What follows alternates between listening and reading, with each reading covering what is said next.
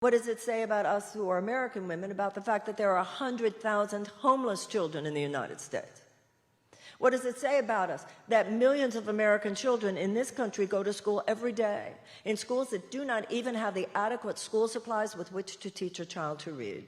And if a child cannot learn to read by the age of 8, the chances of high school graduation are drastically decreased. The chances of incarceration are drastically increased.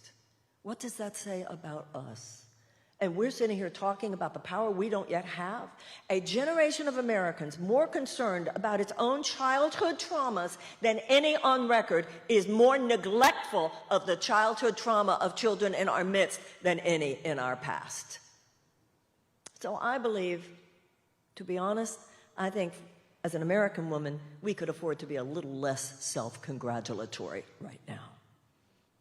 When you have millions of American children who are going to school every day asking, do you have any food for me? We have elementary school children on suicide watch in this country. We have children who are traumatized before preschool.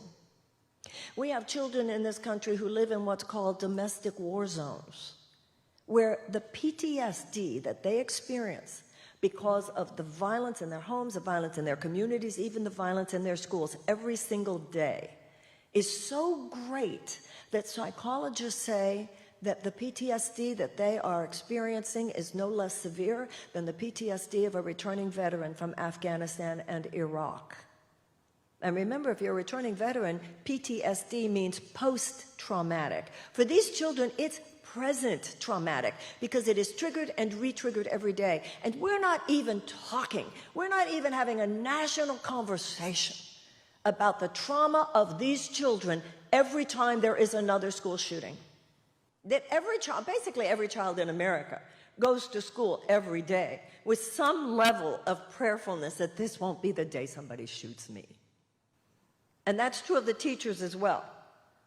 Every time we've all gotten in the habit, every time we see a military personnel, of saying thank you for your service. I'll tell you what we should do. Every time you see a public school teacher in this country, you should say thank you for your service.